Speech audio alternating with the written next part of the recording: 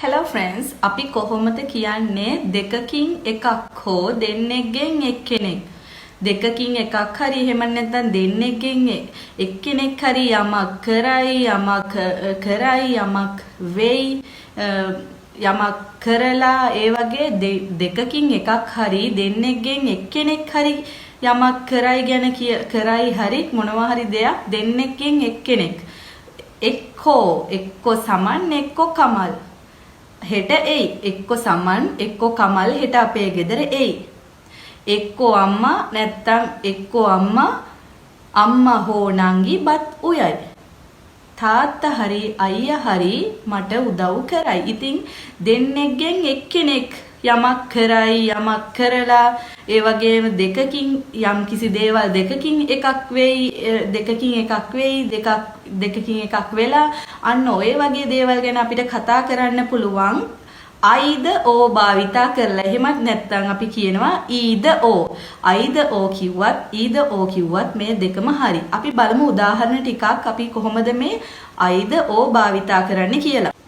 ඔයාට සුපුන් හරි කසුන් හරි උදව් කරයි. අපි කොහොමද මේක ඉංග්‍රීසි වලින් කියන්නේ? එතකොට උදව් කරයි කියන්නේ අනාගත කාලයේ වාක්‍යයක්. එතකොට අපිට ඒක ෆියුචර් ටෙන්ස් එකෙන් අපිට දාන්න පුළුවන්.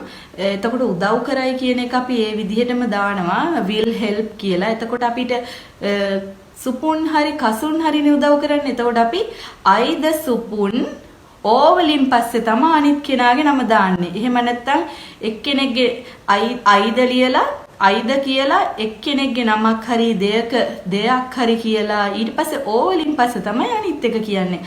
අයිද සුපුන් ඕ කසුන් will help you.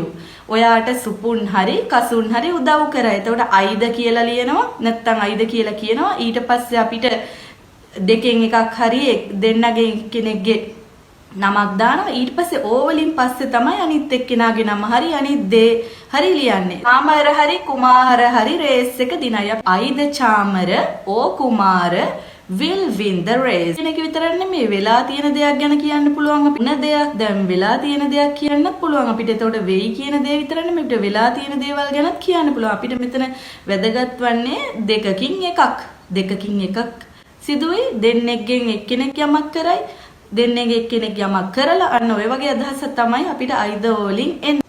තනුලි හරි ඉනුකි හරි මගේ පෑන අරන්. අපි අයිද තනුලි ඕ ඉනුකි has taken my pen. ඉද ඉස්සෙල්ලම ලියනවා. ඊට පස්සේ එක්කෙනෙක්ගේ නමක් දානවා. ඕ වලින් පස්සේ අනිත් එක්කෙනාගේ නම දානවා. අයිද තනුලි ඕ ඉනුකි has taken my pen. drink අපි ඉස්සෙල්ලම කියන්න ඕනේ ඔයාට පුළුවන් කියලා. අපි කොහොමද ඒක ඉංග්‍රීසි වලින් කියන්නේ you can drink either tea or coffee. එතකොට කියනවා you can drink either tea or coffee.